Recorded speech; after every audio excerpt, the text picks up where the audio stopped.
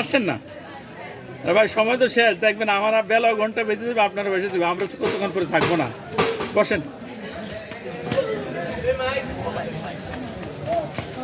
আসসালামু আলাইকুম ওয়া রাহমাতুল্লাহি ওয়া বারাকাতুহু। ওয়া আলাইকুম আসসালাম ওয়া রাহমাতুল্লাহি ওয়া বারাকাতুহু।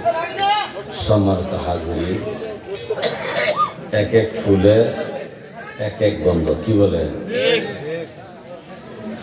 আর সব ফুল দেখতো একরকম না, গন্ধ একরকম না। মাশাআল্লাহ, আমার ভাই আপনাদেরকে যেভাবে জিকিরের মাধ্যমে, গজলের মাধ্যমে আপনাদের যেভাবে তালিম দিয়েছেন, হয়তো বা এটা সবাই পারে না, কি বলেন? আমরা কম বেশ কিছু ওয়াজ নসিহত কোরআন ও হাদিস থেকে আমরা শুনব, কি বলেন? কিছু তো আমাদের আমল করার দরকার, কি বলেন? সবকিছু তো ভালো লাগলে হবে না, কিছু আমলেরও আমাদের দরকার আছে, কি বলেন? তাহলে ইনশাল্লাহ সামান্য সময়, বেশিক্ষণ আপনাদের বিরক্ত করবো না। আল্লাহ তাআলা যেন আমাদেরকে এই সামান্য কথার মধ্যে হেদায়েতের নূর ভিক্ষা দেয়, বলেন আমিন। আলহামদুলিল্লাহ, আলহামদুলিল্লাহ রাব্বিল আলামিন, খালিকিস সামাওয়াতি ওয়াল আরদিন। الصلاة والسلام على من كان نبيا وآدم بين الماء والطين، سيدنا ونبينا وشفينا وحبيبنا وكيلنا وكفيلنا وعوننا ومعيننا محمد رسول الله صلى الله عليه وسلم. قال الله تعالى في كلامه المجيد والفرقان الحميد، وجاءت سكرة الموت بالحق، وقال أيضا في كلامه المجيد نحن قدرنا بينكم الموت، صدق الله مولانا العظيم، وصدق رسوله النبي الكريم الآمين. قال النبي صلى الله عليه وسلم لا تقوم الساعة حتى يرفع العلم ويجهر الجهل، أو كما عليه الصلاة والسلام.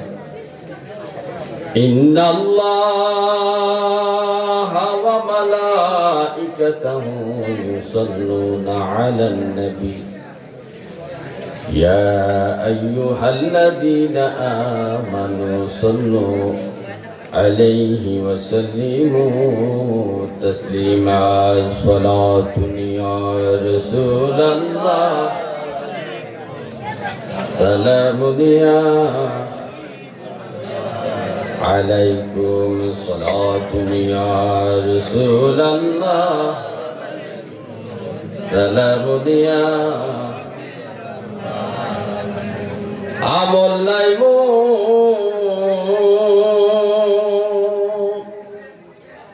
পরপারে দেখাইবা,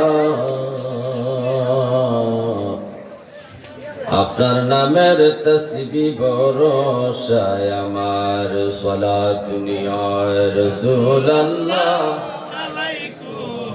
সালামুন ইয়া মুহাব্বত আলাইকুম, সালাতুন ইয়া রাসূলুল্লাহ, সালামুনিয়া সাধ্য নাই মোর যাইতে আপনার দ্বারে বেদনা সরফ সাইব কি করে সালাত নিয়া রাসূলুল্লাহ সালামুন ইয়া হাবিবাল্লাহ আলাইকুম সালাতুন ইয়া রাসূলুল্লাহ সালামুন ইয়া আল্লাহুম্মা সাল্লি আলা মুহাম্মাদ ওয়া আলা আলি সাইয়্যিদিনা মুহাম্মাদ ওয়া আলা আলি সাইয়্যিদিনা মায়ার জালে কতর গুনাহ করেছি ক্ষমা ভিক্ষা দাও গো দয়াল মাওলাজি আল্লাহুম্মা সাল্লি আলা মুহাম্মাদ ওয়া আলা আলি সাইয়্যিদিনা মুহাম্মাদ ওয়া আলা আলি সাইয়্যিদিনা আজরাইলা শিয়ার যেই দিন নিবে প্রাণ 3.5 হাত কবর হবে বাসস্থান আল্লাহুম্মা সাল্লি আলা মুহাম্মাদ ওয়া আলা আলি সাইয়্যিদিনা لا إله إلا الله لا إله إلا الله لا إله إلا الله لا إله إلا الله لا إله إلا الله لا إله إلا الله لا إله إلا الله لا إله إلا الله لا إله إلا الله لا إله إلا الله لا إله إلا الله لا إله إلا الله لا إله إلا الله لا إله لا إله إلا الله محمد رسول الله صلى الله عليه وسلم সবাই বলেন আলহামদুলিল্লাহ আজ ঐতিহ্যবাহী জগপুর পূর্বপাড়া হযরত তফাজ্জল শাহ ওনার নিজ বাড়িতে ওনার দরবার শরীফে আয়োজিত আজকে ওয়াজ দোয়ার মাহফিল উরুস শরীফ উক্ত উরুস শরীফের সম্মানিত সভাপতি এবং প্রধান অতিথি প্রধান বক্তা দিগার ওলামায়ে কেরাম সম্মানিত সামিঈনে কেরাম পর্দানিশী মা বোনেরা আমি সবাইকে আমার অন্তঃস্থল থেকে সালাম দিচ্ছি সবাই সালামের জবাবটুকু আদায় করুন আসসালামু আলাইকুম ওয়া রাহমাতুল্লাহি ওয়া বারাকাতুহু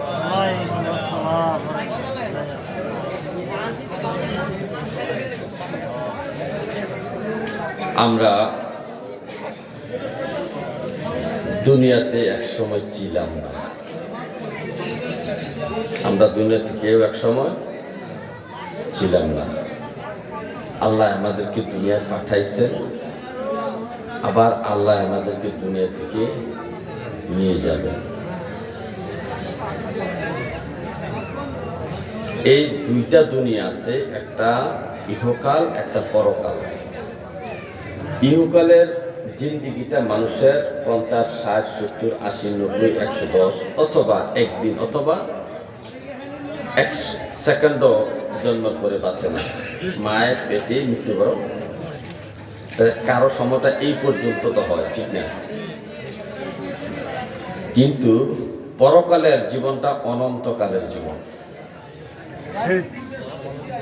পরকালে জিন্দিগিটা অনন্তকালের, যার কোনো কাল নাই, হিসাব নাই, সময় নাই, দিন নাই, রাত নাই, মরণ নামক কিছু নাই। মরণ নামক কোনো কিছুই পরকালে নাই। আল্লাহ তাআলা মানুষদেরকে বিচার কার্য শেষ করে যাদেরকে জান্নাতে দেওয়ার জান্নাতে দিয়ে দিবেন, যাদেরকে জাহান্নামে দেওয়ার জাহান্নামে দিয়ে দিবেন। এখন হাসরের মাঠে আর কেউ নাই।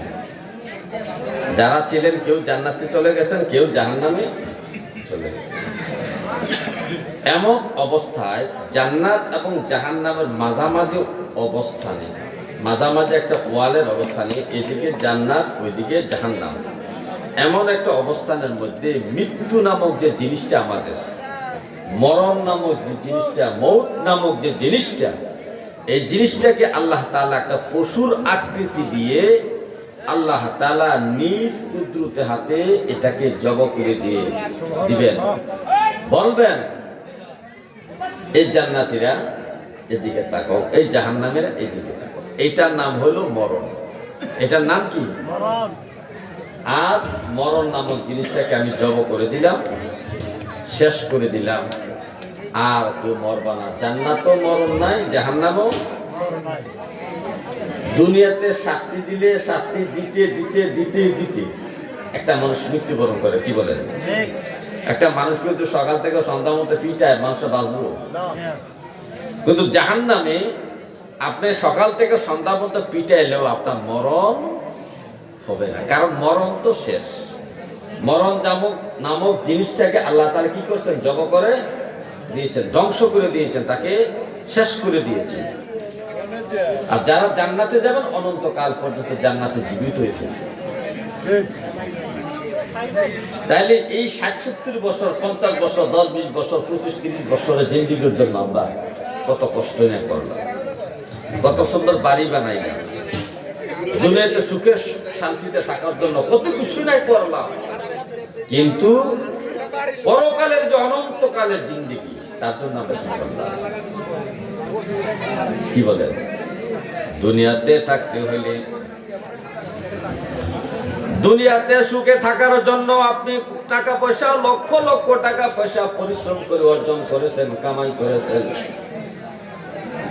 এই লক্ষ লক্ষ টাকা কামাই করে আপনি সুখে শান্তিতে থাকার জন্য কত সুন্দর বিল্ডিং করেছেন, 1 তলা, 2 তলা, 3 তলা, 4 তলা, 5 তলা, 20 তলা, 50 তলা বিল্ডিং পর্যন্ত আপনি করেছেন।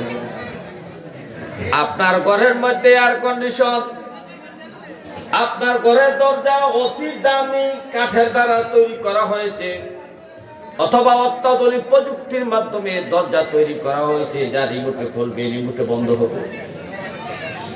জানালা অত্যন্ত প্রযুক্তির দ্বারা, উন্নত মানের প্রযুক্তি দ্বারা জানালা তৈরি করেছে, রিমোটে জানালা খুলবেন, রিমোটে জানালা বন্ধ করবে।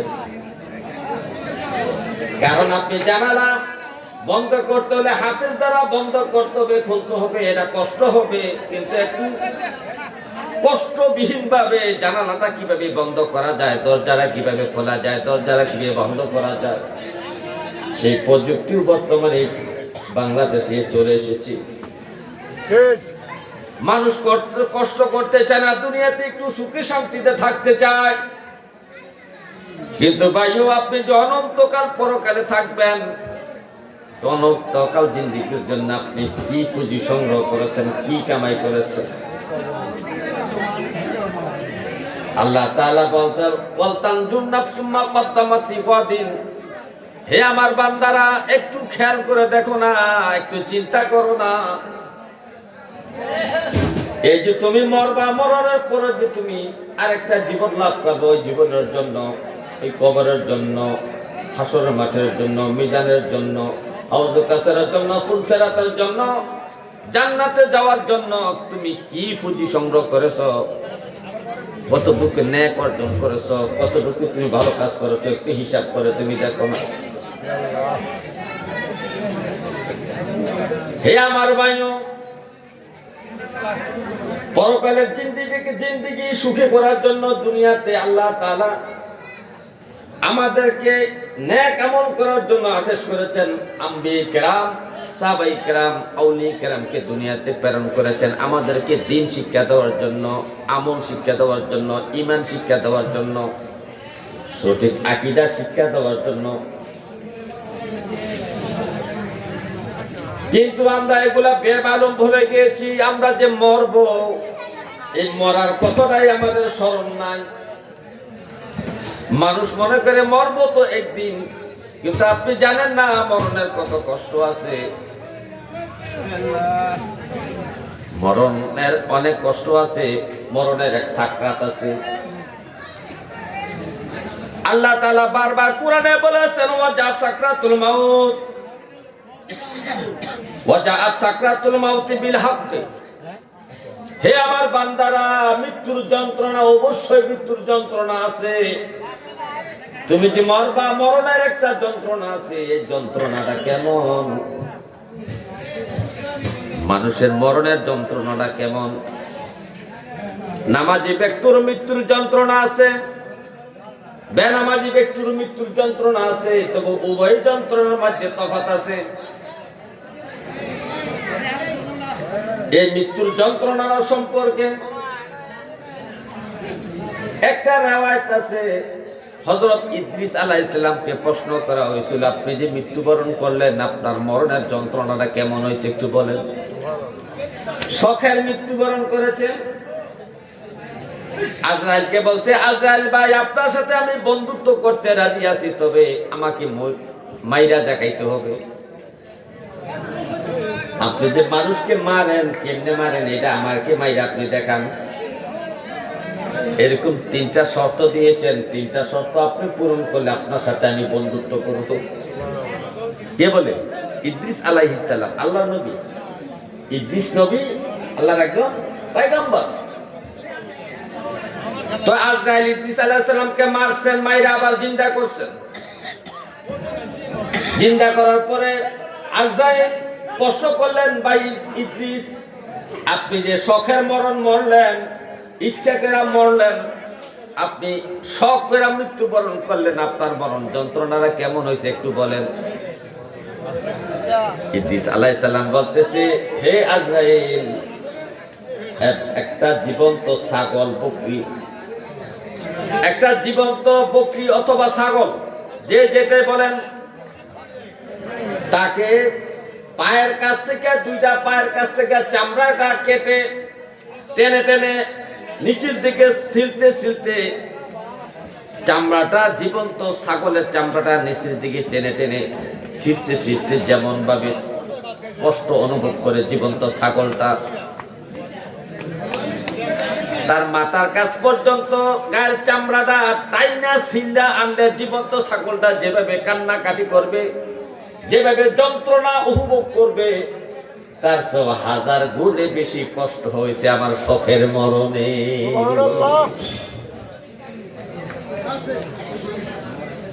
মরণের যন্ত্রণা, মরণের সাকরাত, সাকরাত মানে মরণের যন্ত্রণা, মরণের আযাব। এই মরণের আযাব, মরণের যন্ত্রণা সত্য।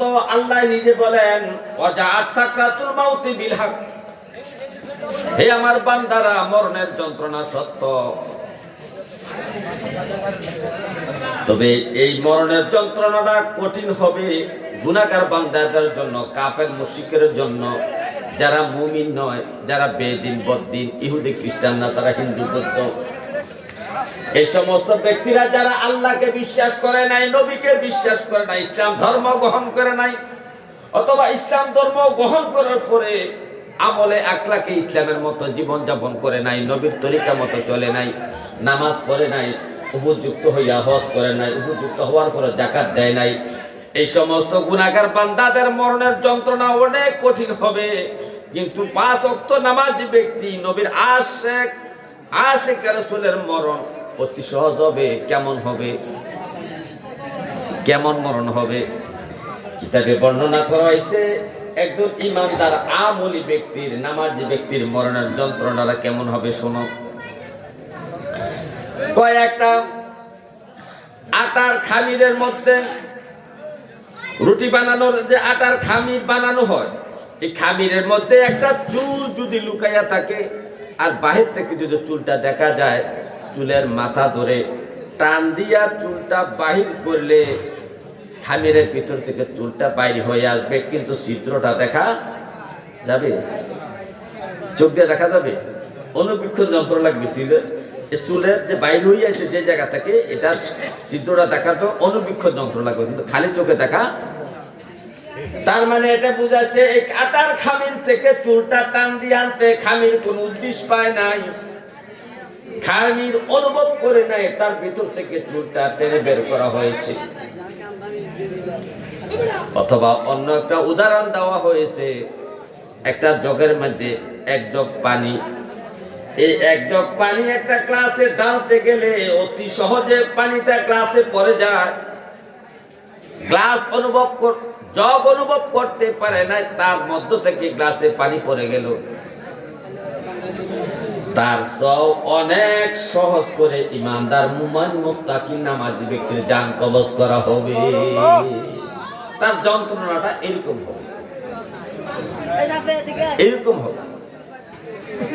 কিতাবের মধ্যে এমন উল্লেখ আছে শহীদদের, যাদেরকে কল্লা পালায় দেওয়া হয়েছে যুদ্ধের মধ্যে, যাদের হাত পাও কেটে ফেলা হয়েছে, ওই সমস্ত শহীদদের মৃত্যুর যন্ত্রণা কেমন হয়েছে।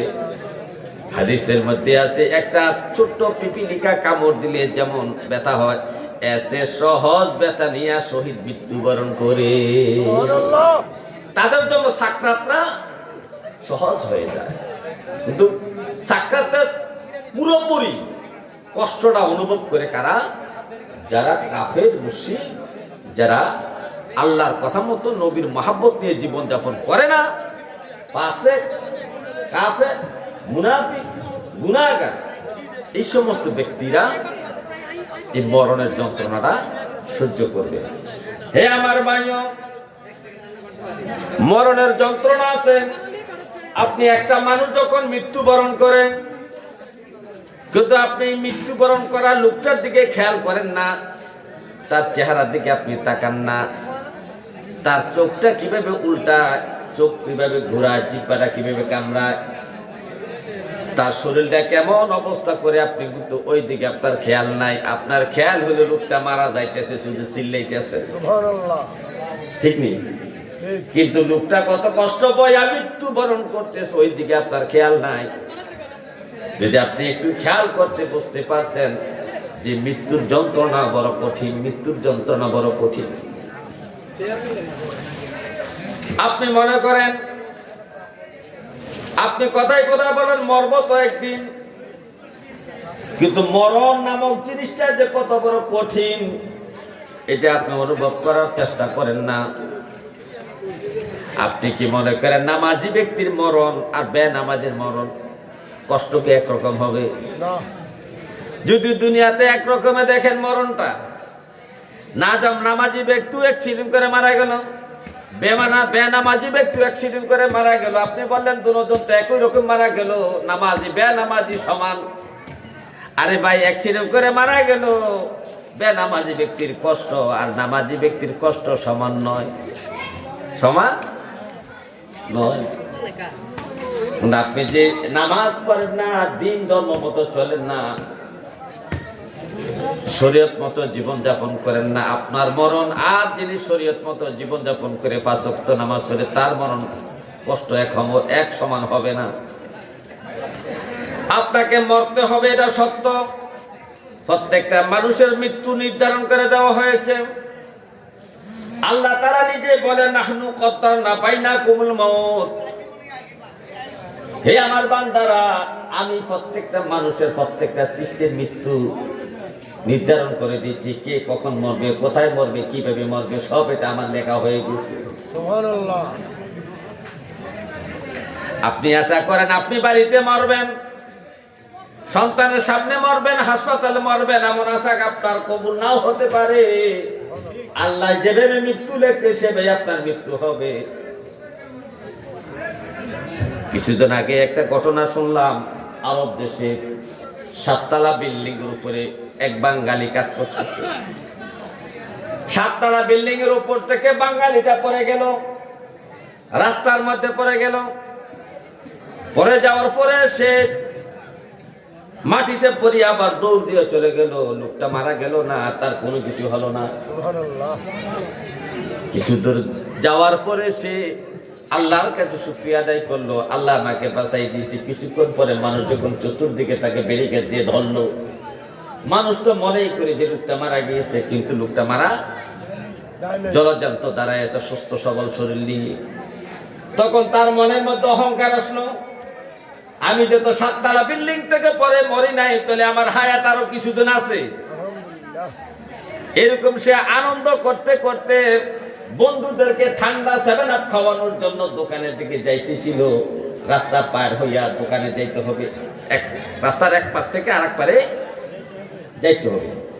রাস্তার এক পাশ থেকে আরেক পাশে যাওয়ার সময় সাথে সাথে একটা গাড়ি তাকে বাড়ি দিয়া 100 হাত দূরে নিয়ে মাইরা ফেলাইছে। লোকটার মরণ 7 তলা বিল্ডিং এর উপর থেকে পড়লেও মরবে না, এটা আল্লাহ লিখেছেন। কিন্তু সামান্য একটা গাড়ির আঘাত খাইয়া সে মৃত্যুবরণ করবে, এটা আল্লাহ লিখেছেন। এইটাই বাস্তবায়ন হয়েছে। সুবহানাল্লাহ। নাহলে 7 তলা বিল্ডিং উপর থেকে পড়লে তো বাঁচা কথা না। তো আল্লাহর কথাই সত্য। আল্লাহ বলতেছে নাহনু কদ্দারনা বাইনাকুমুল মাউত, হে আমার বান্দারা, প্রত্যেকটা সৃষ্টির প্রত্যেকটা জিনিসের মরণ আমি নির্ধারণ করে দিয়েছি। কে কখন মরবে, কোথায় মরবে, কিভাবে মরবে, সবকিছু আমি লিখে দিয়েছি। সুতরাং আল্লাহ যত মৃত্যু নির্ধারণ করে দিয়েছে, এখন আপনার আমার কাজ ইবাদত করে করে আল্লাহর কাছে ঈমানি মৃত্যু বরণ করার জন্য দোয়া করা। আল্লাহ আমাকে অ্যাক্সিডেন্টে মরণ দিয়েন না, হাসপাতালের মধ্যে আমাকে আইসিইউর মধ্যে মরণ দিয়েন না। রাব্বে কারীম, আপনার কাছে ফরিয়াদ, আমার মৃত্যু যদি তুমি দাও, তাহলে আমার আপলে আওলা, আমার সন্তানাদি, আমার আত্মীয় স্বজনের সম্মুখে আমাকে ঈমানের সহিত মরণ দিও। আমার আত্মীয় স্বজন যেন আমার মরণের কালে আমার সামনে তালকিন করতে পারে। যত নবীজি বলেছেন লাক্কিনুল মাউতা লা ইলাহা ইল্লাল্লাহ। হে আমার উম্মত, মানুষ যখন মৃত্যুবরণ করতে যাবে, সাকরাত চলবে, মৃত্যুর যন্ত্রণা চলবে, তার কানের কাছে যাইয়া তুমি কলমা শরীফে তালকিন করো, লা ইলাহা ইল্লাল্লাহ, লা ইলাহা ইল্লাল্লাহ মুহাম্মাদুর রাসূলুল্লাহ সাল্লাল্লাহু আলাইহি সাল্লাম। এই কালমা শরীফের তালকিন তুমি করবা। এই কালমার তালকিন যদি তার কানের মধ্যে আওয়াজ যায়, আর সে যদি মুখ দিয়ে উচ্চারণ করে ফেলে, আর এমন অবস্থা যদি ঈমান নিয়ে মৃত্যুবরণ করতে পারে, কালমা নিয়ে মৃত্যুবরণ করতে পারে, তাহলে এই ব্যক্তিরা ঈমান নিয়ে দুনিয়া থেকে বিদায় নিল, মৃত্যুর কষ্ট তার অনুভব হবে না। সে জান্নাতি জান্নাতি জান্নাতি। তাহলে আল্লাহর কাছে আপনি ফরিয়াদ করতে হবে, রব্বে কারীম, আমার মরণ দিও আমার আত্মীয় স্বজনের সামনে। আমার আত্মীয় স্বজন যেন আমাকে তালকিন দিতে পারে, কালেমার তালকিন। কিন্তু আপনার মরণ যদি লেখা থাকে গাড়ি অ্যাক্সিডেন্টে, কিন্তু আপনি দোয়া করতে হবে আল্লাহর কাছে। আল্লাহর এই যে কুদরতি ফয়সালা, আপনার দোয়ার দ্বারা পরিবর্তন হয়। দোয়ার দ্বারা কি হয়? পরিবর্তন হয়। পরিবর্তন হয়। আপনি যখন বারবার আল্লাহর কাছে দোয়া করবেন, নামাজ পড়ে পড়ে, রব্বে কারীম রহমানুর রহিম, আমার আল্লাহ আপনার দোয়ার বরকতে আপনার মরণটাকে পাল্টাইয়া অন্য সুমরণ এবং ভালো মরণ আপনাকে দান করবে। আমরা তো নামাজও করি না। আল্লাহু আকবার, নারে রিসালাত, ইয়া রাসূলুল্লাহ, জগপুর দরবার শরীফ জিন্দাবাদ জিন্দাবাদ, জগপুর দরবার শরীফ জিন্দাবাদ জিন্দাবাদ। হে আমার ভাইও, আমাদের মৃত্যু নির্ধারণ আছে। কে কিভাবে মরবে সব কিছু আল্লাহ তাআলা লিখে রেখেছেন, নির্ধারণ করে দিয়েছেন। কোথায় মরবে, কিভাবে মরবে, কখন মরবে, কোন হালতে মরবে, না পাক অবস্থায় মরবে, না পবিত্র অবস্থায় মরবে, না আমাদের সেজদা অবস্থায় মরবে, না গুনার কাজে টিভি দেখতে দেখতে মরবে, সব কিছু তার লেখা। কিন্তু এখন আপনার আমার কাজ হলো আল্লাহর কাছে সুমরণের জন্য, ইমানি মরণের জন্য আল্লাহর কাছে মুনাজাত ধরে ধরে কাঁদতে হবে। কিন্তু দুঃখের বিষয় মুসলমান, কয়জন মুসলমান আছেন মুনাজাত ধরে কাঁদছেন, আল্লাহ আমাকে রমজান মাসে মরণ দিও, শুক্রবারে রাত্রে মরণ দিও, আমাকে শুক্রবারে মরণ দিও, সোমবারে মরণ দিও, আমাকে কোরআন তেলাওয়াত অবস্থায় মরণ দিও, মিলাদ শরীফ পড়া অবস্থায় মরণ দিও, নামাজের সেজদা অবস্থায় মরণ দিও। এমন মরণ কয় মুসলমানের চাইছে মুনাজাত ধরে বলে? আল্লাহু আকবার। তাহলে আমাদেরকে মুনাজাত ধরে চাইতেই বলি ভালো মরণ, ইমানি মরণ। হে আমার ভাইও, আর এগুলা চাওয়ার না চাওয়ার কারণ হলো একটা, আমাদেরকে জিহালাত ঘিরে ধরেছে, আমাদেরকে দ্বীনি ইলম থেকে দূরে সরে দেওয়া হয়েছে,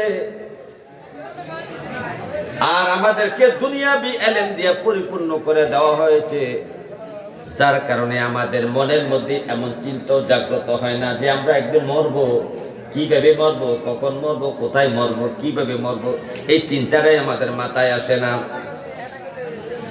আজকে এই যুগটা চলতেছে, নবীজি বলছেন কিয়ামতের একটা আলামত। নবীজি বলছেন লা তাকুমুস সাআহ হাত্তা ইয়ারফাউল ইলমু ওয়া ইয়াজহারুল জাহলু। নবীজি বলেন কিয়ামত তখন পর্যন্ত কায়েম হবে না যতক্ষণ পর্যন্ত না দ্বীনি ইলম উঠে যাবে। দ্বীনের ইলম যখন উঠে যাবে উম্মত, তখন মনে করবা কিয়ামত অতি নিকটে চলে আসছে। মূর্খতা বেশি প্রকাশ পাবে। মূর্খতা বলতে কি বোঝানো হয়েছে? এখানে IFR BFR master degree pass doctorate PhD করা ব্যক্তির কথা বলা হয় না, এখানে দ্বীনি ইলমের কথা বলা হয়েছে। নবীজি বলছেন কিয়ামতের আগে দ্বীনি ইলম উঠে যাবে, মূর্খতা প্রকাশ পাবে। দ্বীনি ইলম এখন উঠছে কিনা আপনারা একটু চিন্তা করে দেখেন। এই আমার বাংলাদেশের মুসলমান শতকরা 95% মুসলমান কলমা শরীফ গুলা জানে না। আগে আমাদেরকে মুক্তবের যে 5 থেকে 6টা কালমা পড়াইতো, কালমায়ে শাহাদাত, কালমায়ে তাওহীদ, কালমায়ে তামজিদ, ঈমানে মুজমাল, ঈমানে মুফাসসাল, কালমায়ে তাইয়্যিবা, কালমায়ে শাহাদাত, এই কালমাগুলা শতকরা 95% মুসলমানে জানে না। ঠিক কিনা বলেন? এখনকার ছেলেদেরকে যদি এগুলা বলেন, এরা বলবে কালেমা কি মাথায় দেয় না খায়?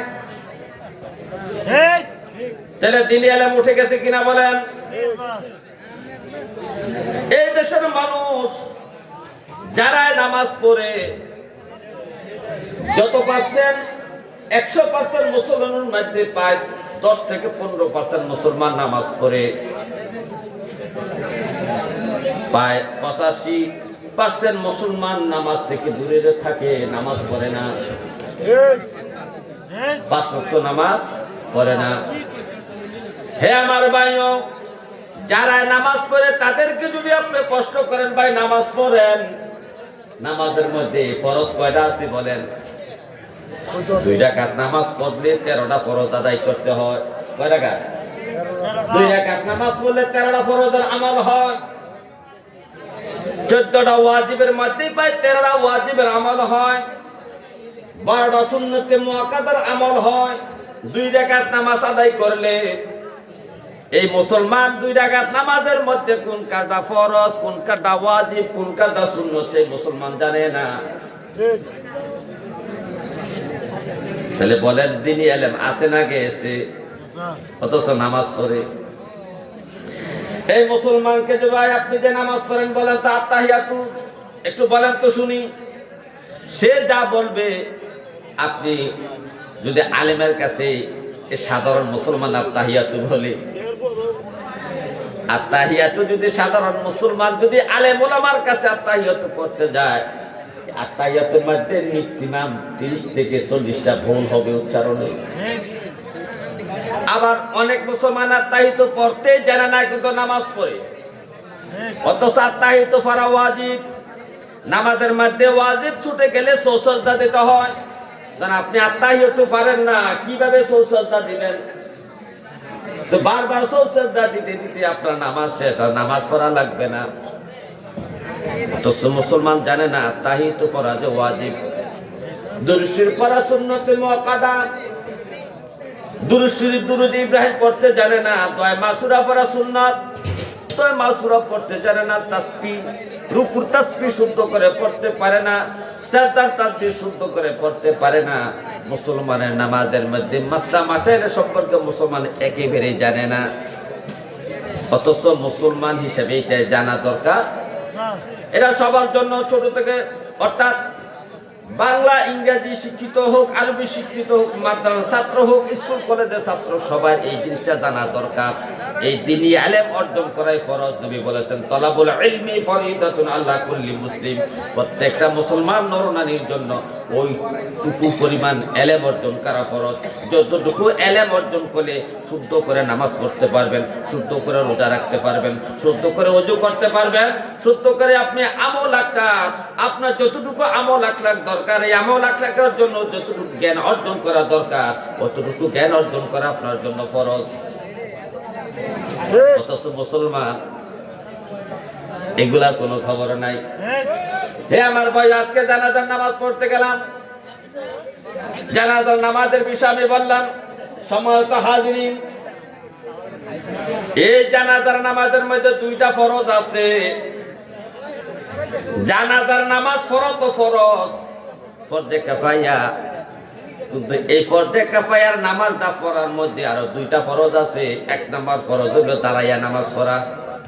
জানাজার নামাজ বসে পড়লে হইব? জানাজার নামাজ দাঁড়ায় পড়া ফরজ। জানাজার নামাজের মধ্যে 4টা তাকবীর দেওয়া ফরজ।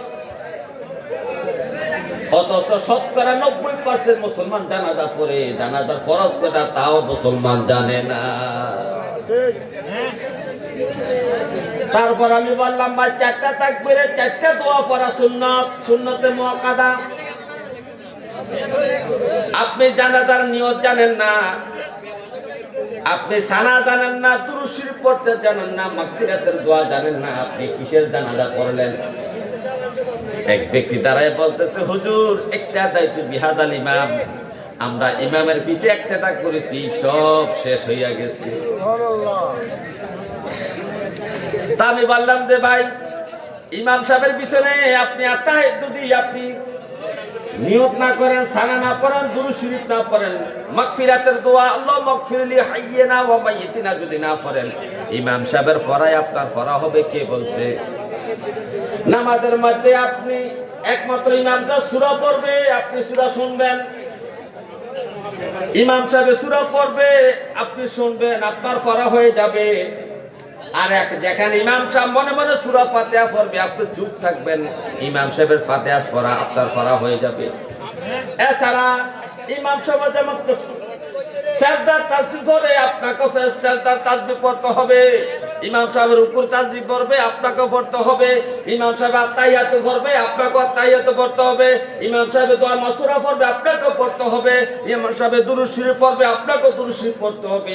এইগুলোর বিপরে আপনার একটাদা নয়, একটাদা হলো ইমামের সাথে তাকবীরের সাথে ওটা বসা সাজদার নিয়ম পদ্ধতি একসাথে করার জন্য হলো ইমামের নেতৃত্ব। কিন্তু দোয়া দুরূদের বালা তাসবিহ তাহলিল ভাবে ইমামের নেতৃত্ব নয়, আপনার আমল আপনাকে করতে হবে। ইমাম সাহেব আমল করবে। সুতরাং 4টা তাকবীরের দোয়া আপনাকেই পড়তে হবে। তা আমাকে বলে, হুজুর আমরা না একটা করছি, আপনি দিছে, তারা আমরা কি দোয়া কইরাম, শব্দ ছেড়ে দিছি আমরা কান্দ। আচ্ছা কোন মুসলমান চিন্তা করছেন? এই বুঝি দ্বীনি ইলমের খবর। হে আমার ভাইও, এই দ্বীনি ইলম উঠে যাওয়ার কারণে আজকে মুসলমান নামাজ পড়তে যায় না।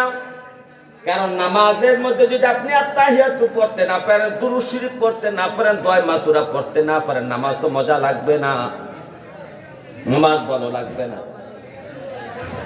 আপনি আপনার পাশের মুসল্লি সিজদার মধ্যে যাইয়া পড়তেছে সুবহানা রাব্বিয়াল আলা, আর আপনি যদি পড়েন আস্তাগফিরুল্লাহ আস্তাগফিরুল্লাহ আউযুবিল্লাহ আউযুবিল্লাহ, মানে আপনার কি সিজদা তাসবিহ হবে এগুলা?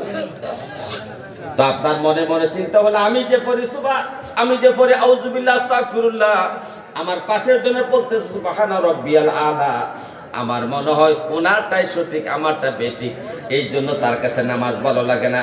উনি বলতেছে নামাজের তাসবিহ জোতে পারি না, সূরা কেরাত তো জানি না, আত্তাহিয়াত পারি না, নামাজ পড়তে ভালো লাগে না, এই জন্য সপ্তাহে একদিন মসজিদে হাজির হয়, 5 ওয়াক্ত নামাজ পড়ার জন্য সে মসজিদে যাইতে রাজি না। ঠিক কিনা বলে?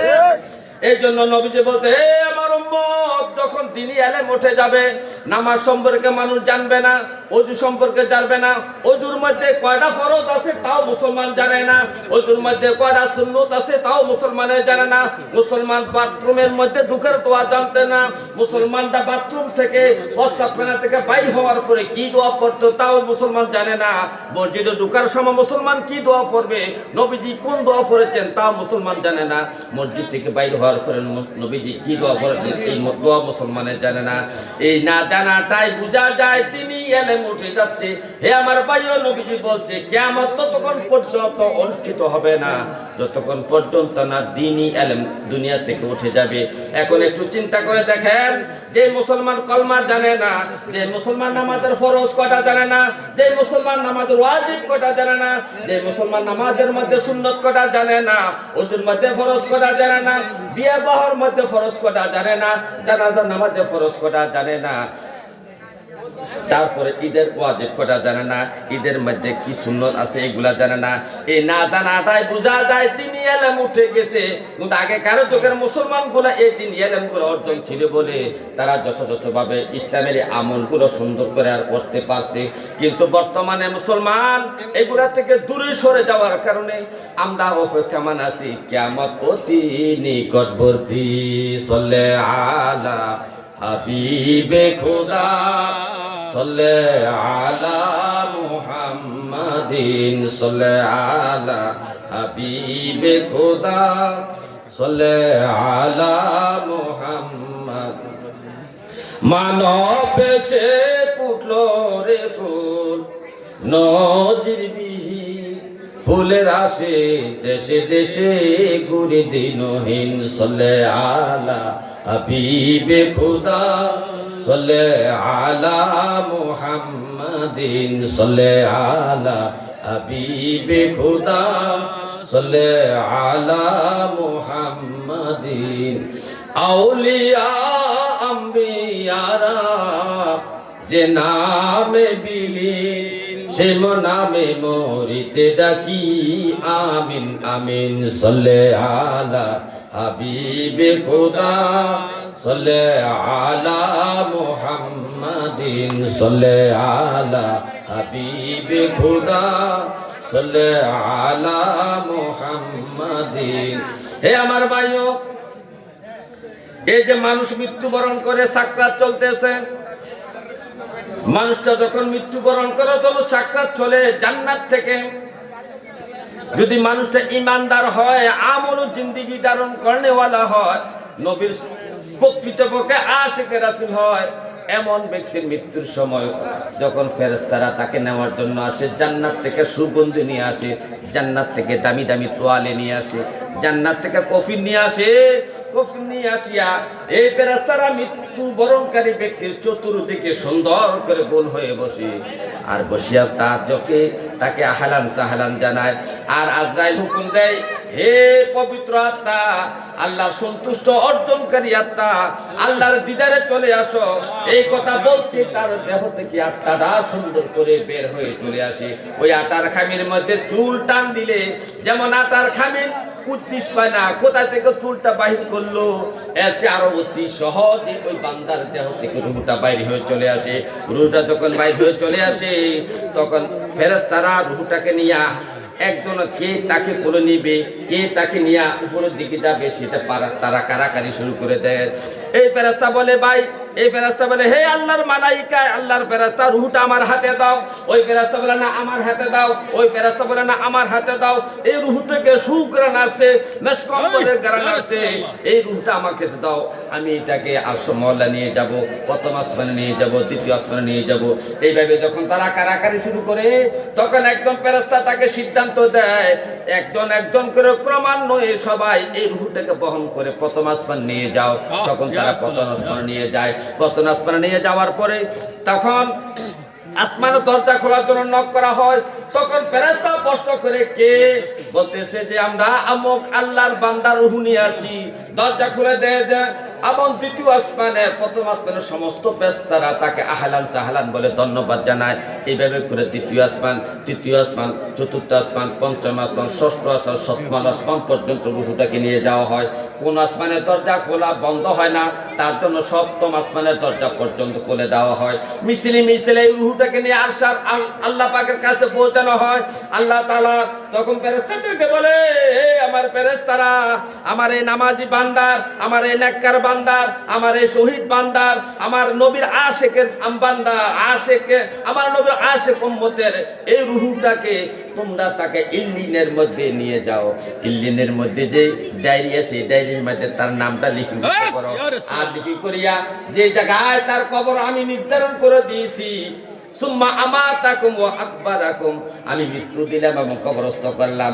যে জায়গায় তার কবর আমি নির্ধারণ করেছি, ওই জায়গায় আমার বান্দাটাকে পৌঁছাইয়া দাও, রূহটা তার ওই জায়গায় পৌঁছাইয়া দাও। আর আমার বান্দার জন্য কবরটা তুমি সম্পূর্ণ কবরটা বিস্তীর্ণ করে দাও। আমার বান্দার জন্য কবরের সাথে জান্নাতের দরজা খুলে দাও। আমার বান্দার জন্য জান্নাতুল মেশকম্বরে সুঘ্রাণ দিয়া দাও। আমার বান্দার জন্য তার বন্ধু বান্ধব দুনিয়াতে যত আমল করেছে সমস্ত আমলগুলাকে তার বন্ধু বানাইয়া কবরে ফাটাইয়া দাও।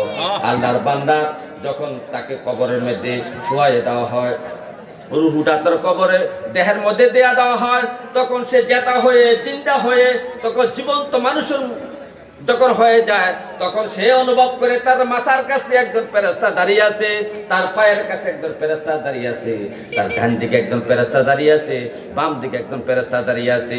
মাথার কাছে ফেরেশতার কাছে দিয়া যখন আযাব দেওয়ার জন্য আযাবের ফেরেশতা আছে, তখন মাথার কাছে যে ফেরেশতা সে বলতেছে, আযাব দানকারী ফেরেশতা, আমার মাথার কাছে দিয়ে তুমি আসতে পারবা না। আল্লাহ বান্দা কত কষ্ট করে এই কপালটা দিয়ে আল্লাহকে সেজদা করেছে, এই মাথাটা মাটির মধ্যে ঝুঁকিয়ে ঝুঁকিয়ে আল্লাহকে সেজদা করেছে। হে আল্লাহ, আযাবের ফেরেশতা, কখনো মাথার দিক দিয়া আমার এই বন্ধুকে তুমি আযাব দিতে পারবা না, তুমি অন্য দিক দিয়ে চলে যাও। তখন ডান দিক দিয়ে চলে যায়। ডান দিক দিয়ে আযাব দেওয়ার জন্য যখন চলে যায়, তখন ডান দিকের যে ফেরেশতা বন্ধু নামক ফেরেশতা সে বলতেছে, হে আযাবের ফেরেশতা, আমি হইলাম জাকাত নামক ফেরেশতা। কি নামক? জাকাত। জাকাত নামক ফেরেশতা। আল্লাহর বান্দা অর্ডার সম্পত্তি থেকে হিসাব করে ফাই টু ফাই হিসাব করে সে জাকাত দিয়েছে। তখন জাকাত দেওয়ার কারণে তার বন্ধু বানাই আল্লাহ আমাকে কবরে পাঠাইছে। ডান দিক দিয়ে তার আযাব দেওয়া যাবে না, বাম দিক দিয়ে যখন আযাব দেওয়ার জন্য যায়, বাম দিকের ফেরেশতা বলে, না, আমার বন্ধুকে আযাব দেওয়া যাবে না। আমার বান্দাকে, আমার বন্ধুকে যখন আল্লাহ রমজান মাসে 30টা রোজা রাখার জন্য আদেশ করেছে, আমার এই বন্ধু কত কষ্ট করে 30টা রোজা রাখছে রমজান মাসে, সুতরাং আল্লাহ তাআলা খুশি হইয়া এই রোজাগুলাকে ফেরেশতা বানাইয়া তার বন্ধু বানায় আমাকে কবরে পাঠাইছে। বাম দিক দিয়ে তাকে আযাব দেওয়া যাবে না। তখন ফায়ের দিক দিয়ে যখন আযাবের ফেরেশতা আযাব দেওয়ার জন্য আসতে চায়, তখন ওই দিক দিয়ে এক ফেরেশতা বাধা দেয়, এই আযাবের ফেরেশতা, তাকে আমার এই বন্ধুকে আযাব দেওয়া যাবে না। আমার এই বন্ধু কত কষ্ট করে হাঁটে হাঁটে জুমার নামাজ পড়ার জন্য মসজিদে গেছে, নামাজ পড়ার জন্য মসজিদে গেছে, মাহফিলে শোনার জন্য মাহফিলে গেছে, জোহরের নামাজ পড়ার জন্য মসজিদে গেছে, আসরের নামাজ পড়ার জন্য মসজিদে গেছে, মাগরিবের নামাজ পড়ার জন্য পায়ে হেঁটে হেঁটে মসজিদে গিয়েছে, এশার নামাজ পড়ার জন্য পায়ে হেঁটে হেঁটে মসজিদে গিয়েছে।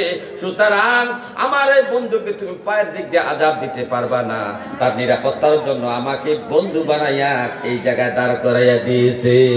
আরে তাকবীর, আল্লাহু আকবার, নারে রিসালাত, ইয়া রাসূল, জগৎপুর দরবার শরীফ, জিন্দাবাদ, দরবেশ মাওলানা মোহাম্মদ তফাজ্জল হোসেন সাহেব, জিন্দাবাদ। হে আমার ভাইও, কত সহজ মরণ, কত সম্মান, ইজ্জত আমলে ব্যক্তির জন্য, নামাজি ব্যক্তির জন্য, আশিকের রাসূলের জন্য। যারা বেশি বেশি দান করে, যারা বেশি বেশি আল্লাহর পাকের জিকির করে, নবীর প্রতি দুরূদ শরীফ পড়ে, যারা মা বাবার খেদমত করে, স্ত্রীর হক আদায় করে, সন্তানের হক আদায় করে, অন্যের হক নষ্ট করে না, এমন মুমিন মুত্তাকিনের মরণটা কত সহজ। কিন্তু যারা গুনাহগার, যারা সুদ খায়, যারা নামাজ পড়ে না, যারা কথায় কথায় মিথ্যা কথা বলে, মানুষের নামে মিথ্যা মামলা দেয়, মিথ্যা সাক্ষী দেয়, মানুষকে হিংসা করে, ঘৃণা করে, মানুষের শত্রুতা করে, মানুষের ক্ষতি সাধন করার জন্য 24টা ঘন্টা মাথায় বুদ্ধি আটায়, ওই সমস্ত ব্যক্তিদের মরণ কত কষ্ট। এই মরণ কষ্ট অবস্থাটা হল এইরকম, আজরাইল তার রূহটা নেওয়ার জন্য আসে, ওই যে জাহান্নাম থেকে দুর্গন্ধ নিয়া, দুর্গন্ধযুক্ত পোশাক নিয়া, চাদর নিয়া, রুমাল নিয়া তার কাছে চলে আসে, তার কাছে চলে আসে তার রূহটাকে নেওয়ার জন্য। চতুর্দিকে ফেরেশতারা বসে আছে, রূহটা ফেরেশতাদেরকে দেখে সে ভয় পেয়ে যায়, কারণ ফেরেশতারা সুন্দর চেহারা নিয়ে আসে না, বিকট ভয়ঙ্কর চেহারা নিয়ে তার চতুর্দিকে বসে গেছে ফেরেশতারা। তখন আজরাইল তার রূহটাকে কবজ করার জন্য তাকে ডাক দেয়, হে খবিস আত্মা, নাফাক আত্মা, নাফরমান আত্মা, গুনাহগার আত্মা, বেরিয়ে আসো। আত্মা জানে আমি দেহ থেকে বাইর হইলে তো আমাকে শাস্তি দেওয়া হবে, যার কারণ সে মানুষের প্রত্যেকটা শরীরের কোনায় কোনায় কোনায় কোনায় পর্গে রোগের মধ্যে সে ঢুকে যায়, যেন তাকে বাইরে ফিরে না নেওয়া যায়। তো কিন্তু ফেরেশতা তো রূহ ছাড়া যাবে না, আজরাইল তো রূহ ছাড়া যাবে না। আজরাইল তার হাতের দ্বারা তার বডির ভিতরে হাত দিয়া রূহটাকে টেনে হিচড়ে ছিঁড়ে ছিঁড়ে টুকরা টুকরা করে তার রূহটা বাইর করে, বাইর করার সাথে সাথে এই রূহ থেকে দুর্গন্ধ বাইর হইতে থাকে। ফেরেশতারা তখন গালাগালি করতে থাকে, তাকে মন্দ কথা বলতে থাকে, তাকে ঘৃণা করতে থাকে, নাফাকাত্তা, নাফরমান বান্দা, গুনাহগার বান্দা, নাফরমান বান্দা, এই সমস্ত বলে তাকে গালি দিতে থাকে, তাকে মন্দ কথা বলতে থাকে, দুর্গন্ধ দুর্গন্ধ দুর্গন্ধ। তখন ফেরেশতারা তাকে নেওয়ার জন্য কেউ কড়াকাড়ি করে না, যার হাতে আছে সে নিয়ে এটাকে প্রথম আসমানের দিকে চলে যায়। প্রথম আসমানে যখন যাই আর দরজায় নক করে, দরজা খোলো, দরজা খোলো, তখন বলে কি ব্যাপার, কেন দরজা খুলবো, অমুক ব্যক্তির, অমুক গুনাহগার, অমুক ব্যক্তির আত্মা নিয়ে আসছি, আমাদেরকে দ্বিতীয় আসমানে যাওয়ার সুযোগ দাও। প্রথম আসমানে বলতেছে কার আত্মা, দুর্গন্ধ বাইর হইতেছে আত্মা থেকে। না না, যে আত্মা থেকে দুর্গন্ধ হয়, যে আত্মা থেকে দুর্গন্ধ বাইর হয়, যে আত্মা থেকে কালো রেখা প্রকাশ পায়, যে আত্মা থেকে অন্ধকার প্রকাশ পায়, ওই সমস্ত আত্মা প্রথম আসমান ফাড়ি দিয়া দ্বিতীয় আসমানে যাইতে পারবে না, দ্বিতীয় আসমান ফাড়ি দিয়া তৃতীয় আসমানে যাইতে পারবে না, অর্থাৎ 7টা আসমানের উপরে সে আত্মাকে যাইতে দেওয়া হবে না।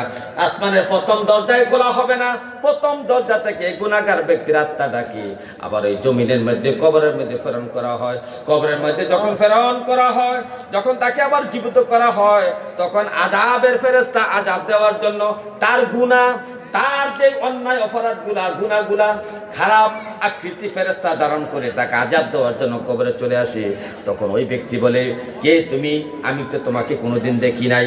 তখন ওই ফেরেশতা বলে, তুমি হইলে আমার বন্ধু, আমি তোমার ওই সমস্ত আমল, তুমি যে নামাজ পড়ছো না, যাকাত দিওছো না, হক কথা বলো নাই, সৎ পথে চলে নাই, মা বাবার খেদমত করে নাই, স্ত্রীর হক আদায় করে নাই, সন্তানের হক আদায় করে নাই, মেয়ের হক আদায় করে নাই, আত্মীয় স্বজনের হক আদায় করে নাই, উপযুক্ত হওয়ার ফরজ যাকাত দাও নাই, উপযুক্ত হওয়ার ফরজ হজ করো নাই, ওই সমস্ত অপরাধ অন্যায় গুনাহ সমন্বয় হইলাম আমি তোমার বন্ধু, তুমি আমাকে দুনিয়া জমিনে থাকতে তুমি অর্জন করেছ, সুতরাং আমি তোমার বন্ধু, হাসর মাঠ কায়েম হওয়ার আগ পর্যন্ত আমি তোমার সাথে সাথে থাকবো, তোমাকে ছেড়ে আমি কখনো যাব না। তখন ওই পাপী আত্মা হাউমাউ করে কাঁদতে থাকবে, কি করলাম দুনিয়ার বুকে, মানুষের কথা শুনলাম, কোরআন হাদিসের কথা শুনলাম না, মানুষের অনুসরণ করলাম, কোরআন হাদিসের অনুসরণ করলাম না, নবী মুহাম্মদ রাসূলুল্লাহ সাল্লাল্লাহু আলাইহি সাল্লামকে মহব্বত করলাম না, তার অনুসরণ করলাম না, তাকে ভালোবাসলাম না, তার কথা বিশ্বাস করলাম না, দুনিয়ার মানুষের রং তামাশায় জীবনটা কাটাই দিলাম, দুনিয়ার সংসার করতে করতে নামাজ পড়লাম না, দুনিয়ার সংসার করতে করতে জাকাত দিলাম না, দুনিয়ার সংসার করতে করতে আমরা কোনো নেক কাজে করলাম না, আমার জন্য আমি আফসোস করতে করতে, অর্থাৎ সে আফসোস করতে করতে করতে করতে কান্না করতে করতে এমন অবস্থায় চলে যাবে, কিন্তু তার দিন পুরো হবে না, সময় পুরো হবে না। তখন আল্লাহ ডাক দিয়ে বলবে, হে ফেরেশতারা, আমার এই নাফরমান বান্দার জন্য জাহান্নামের দরজা খুলে দাও, জাহান্নামের দরজা খুলে দাও, জাহান্নামের গরম হাওয়া তার কবরে দিয়া দাও, দুর্গন্ধময় গন্ধ তার কবরে দিয়া দাও, কবরের মধ্যে বিছানার চাদরের কোনো ব্যবস্থা না, মাটির মধ্যে শোয়া দাও। শুধু মাটি নয়, মাটির মধ্যে সাপ বিচ্ছু থাকবে, বড় বড় সাপ থাকবে, বিচ্ছু থাকবে, বড় বড় পোকামাকড় থাকবে, পিঁপড়া থাকবে। মাটির মধ্যে আপনি শুইবেন, আপনাকে অবরক্ত দ্বারা কামড়াইতে থাকবে, আজাব দিতে থাকবে। হে আমার ভাইও, মরতে হবে একদিন, দুনিয়াতে ছাড়তে হবে একদিন, সুতরাং বেশি বেশি নেক আমল করে মৃত্যুবরণ করার চেষ্টা করেন। এইভাবে জীবন যাপন করেন, যেভাবে জীবন যাপন করলে কবর হবে জান্নাতের বাগান। আল্লাহুম্মা সাল্লি ওয়া সাল্লিম, আল্লাহুম্মা সাল্লি ওয়া সাল্লিম আলাইহি ওয়া আলিহি মাআহু আজমাইন। আল্লাহুম্মা সাল্লি ওয়া সাল্লিম, আল্লাহুম্মা সাল্লি ওয়া সাল্লিম। কি করিলে বব বাজারে তোমার হিসাব চলছে মনের ঘরে, যোগ্য করোনার মন থাকতে সে বাজারের দিন। আল্লাহুম্মা সাল্লি ওয়া সাল্লিম, আল্লাহুম্মা সাল্লি ওয়া সাল্লিম আলাইহি ওয়া আলিহি মাআহু আজমাইন। আল্লাহুম্মা সাল্লি ওয়া সাল্লিম, আল্লাহুম্মা সাল্লি ওয়া সাল্লিম। ওয়া আখিরু দাওয়ানা আলহামদুলিল্লাহি রাব্বিল আলামিন। আসসালামু আলাইকুম ওয়া রাহমাতুল্লাহি ওয়া বারাকাতুহু। মারহাবা মারহাবা মারহাবা।